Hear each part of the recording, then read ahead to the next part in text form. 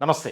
సామాన్యుడి చేతిలో సామాజిక అస్త్రం నెంబర్ 1 న్యూస్‌కి స్వాగతం. నేను రవీంద్ర. తెలంగాణ రాష్ట్ర రాజకీయాల్లో జూబ్లీ హిల్స్ ఉప ఎన్నిక జరిగింది. దాని ఫలితాలొచ్చాయి. కాంగ్రెస్ బంపర్ మెజార్టీతో జూబ్లీ హిల్స్‌ను కైవసం చేసుకుంది.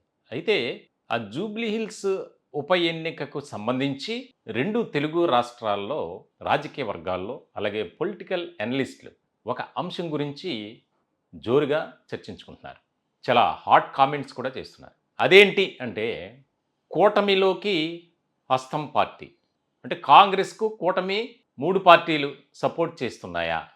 వాస్తవానికి ఆంధ్రప్రదేశ్ రాష్ట్ర రాజకీయాల్లో కూటమి తెలుగుదేశం పార్టీ, జనసేన, భారతీయ జనతా పార్టీ. ఈ 3 పార్టీలు సమిష్టిగా కష్టపడ్డాయి, శ్రమించాయి. ఒక ప్రత్యేకమైనటువంటి వ్యూహంతో అడుగులు వేయటం వల్ల 2024 ఎన్నికల్లో అధికారంలోకి వచ్చింది కూటమి. అయితే ఇప్పుడు ఈ చర్చ ఎందుకు జరుగుతుంది అంటే, జూబ్లీ హిల్స్ ఉప ఎన్నికలో సంబంధించి జరిగినటువంటి పరిణామాలు, అక్కడ చోటు చేసుకున్నటువంటి సమీకరణాలు. వాస్తవంగా అక్కడ భారతీయ జనతా పార్టీ అభ్యర్థి లంకల దీపక్ రెడ్డి. ఆ లంకల దీపక్ రెడ్డికి మరి బీజేపీ కాబట్టి కూటమి పార్టీలైనటువంటి మిత్రపక్షాలైన తెలుగుదేశం పార్టీ, జనసేన 2 కూడా సపోర్ట్‌గా నిలవాలి. ఆ లంకల దీపక్ రెడ్డి తరపున ప్రచారం చేయాలి. తన విజయాన్ని కోరుకోవాలి. అతని కోసం పని చేయాలి. కానీ జూబ్లీ హిల్స్ ఉప ఎన్నికలో అది కనిపించలా. అక్కడ చాలా క్లియర్ కట్‌గా మనం అర్థం చేసుకోవాల్సింది ఏంటి అంటే, దీపక్ రెడ్డికి తెలుగుదేశం పార్టీ గాని, జనసేన గాని సపోర్ట్ చేయలేదు. వాస్తవానికి తెలుగుదేశం పార్టీ కూటమిలో భాగం కాబట్టి బీజేపీకి సపోర్ట్‌గా ఉంటుంది. బీజేపీ అభ్యర్థి లంకల దీపక్ రెడ్డి తరపున ప్రచారం చేస్తుంది. జనసేన కూడా పవన్ కళ్యాణ్ అక్కడికి హైదరాబాద్‌లో పర్యటించబోతున్నారు. అంటే ప్రధానంగా ఎన్నికల ప్రచార సభల్లో అని అందరూ అనుకున్నారు. కానీ ఊహించినట్లు మాత్రం జరగల. ఇక్కడ కాంగ్రెస్ అభ్యర్థికి సపోర్ట్ చేశారు. ప్రత్యక్షంగా కానీ, పరోక్షంగా కానీ. దాని మీద చర్చ జరుగుతుంది. చాలా కీలకమైనటువంటి అంశం. రాజకీయాల్లో ఏ క్షణమైనా ఏదైనా జరగొచ్చు. ఎందుకు నవీన్ యాదవ్‌కు తెలుగుదేశం పార్టీ గాని, జనసేన గాని సపోర్ట్ చేసింది అనేది. ఇక్కడ చాలా కీలకమైనటువంటి అంశం ఏంటంటే, నవీన్ యాదవ్ తండ్రి చిన్న శ్రీశైలం యాదవ్ తెలుగుదేశం పార్టీ సభ్యుడే ఒకప్పుడు. ఇప్పటికి కూడా తెలుగుదేశం పార్టీ నాయకులతో గాని, ఆ క్యాడర్‌తో మంచి సంబంధాలు కలిగి ఉన్నారు. ఇక కాంగ్రెస్ విషయానికొస్తే, కాంగ్రెస్‌లో ఉన్నటువంటి ముఖ్యమైనటువంటి నాయకులంతా దాదాపుగా తెలుగుదేశం పార్టీ నుంచి వెళ్ళిన వారే. ఇప్పుడు ముఖ్యమంత్రిగా ఉన్నటువంటి రేవంత్ రెడ్డి కూడా తెలుగుదేశం పార్టీయే ఒకప్పుడు. ఇప్పటికి కూడా మంచి కాంటాక్ట్స్ ఉన్నాయి. సో, ఈ వ్యవహారాలన్నీ మొత్తం మీద నవీన్ యాదవ్ విజయానికే దాదాపుగా అందరూ కూడా కష్టపడ్డారు. అంటే ఈ అంశాలన్నీ ఎందుకు వెలుగులోకొచ్చాయి, తెరపైకొచ్చాయి అంటే, లంకల దీపక్ రెడ్డి తన అనుచరుల దగ్గర చాలా బాధపడ్డారట.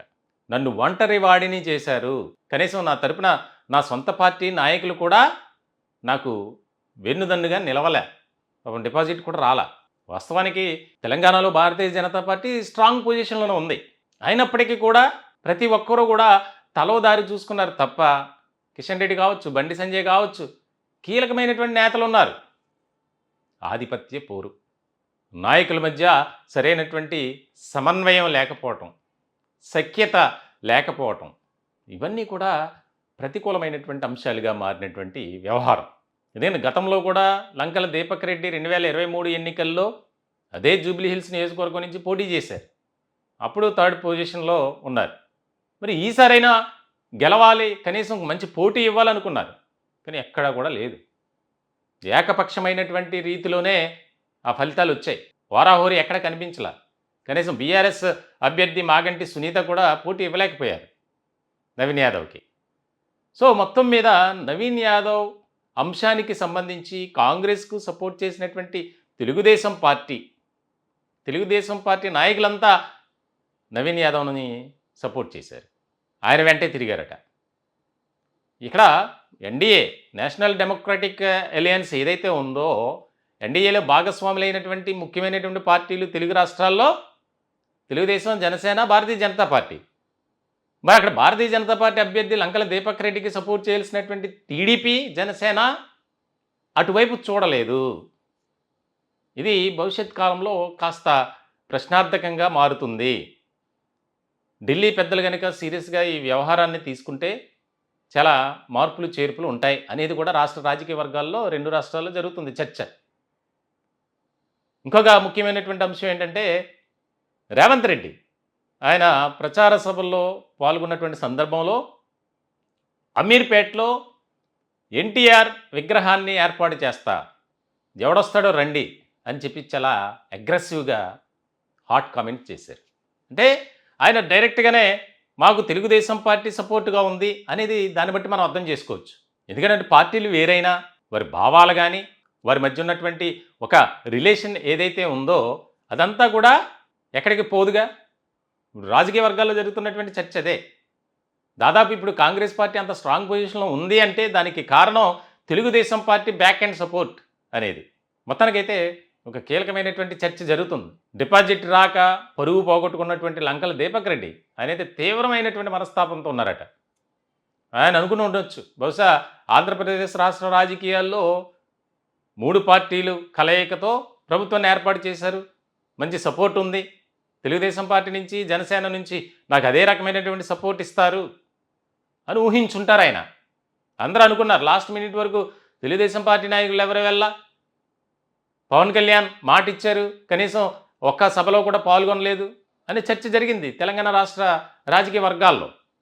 మొత్తానికైతే ఇప్పుడు ఆయన ఆవేదన అనేది బయట పెట్టడం, దీని వెనుక ఏంటి విషయాలంటే ఇవన్నీ మనం చర్చించుకోవాలి. ఒకసారి క్లియర్ కట్గా ఆలోచిస్తే చాలా అంశాలు బయటకు వస్తాయి. రేవంత్ రెడ్డి ఎన్టీఆర్ విగ్రహం గురించి మాట్లాడటం ఏంటి, అది కూడా ఎన్నికల ప్రచార సభలో. నవీన్ యాదవ్కు తెలుగుదేశం పార్టీ ముఖ్యమైనటువంటి నేతలంతా సపోర్ట్ ఉండటం ఏంటి, జనసేన అధ్యక్షుడు పవన్ కళ్యాణ్ ప్రచార సభలకు వస్తున్నారు వెళ్తున్నారు అని ప్రచారం జరిగినటువంటి సందర్భంలో ఆయన కనీసం అటువైపు తొంగి చూడటం కూడా చేయలేదు. ఇవన్నీ చూస్తుంటే ఖచ్చితంగా కాంగ్రెస్కు ఈ 2 పార్టీలు సపోర్ట్గానే ఉన్నాయి అనేది అక్కడ తెలంగాణలో.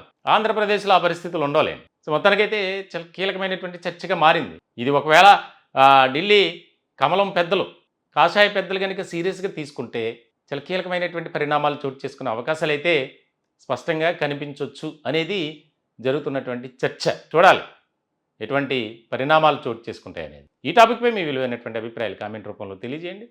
దయచేసి మా ఛానల్ని సబ్స్క్రైబ్ చేసుకోండి. Thank you.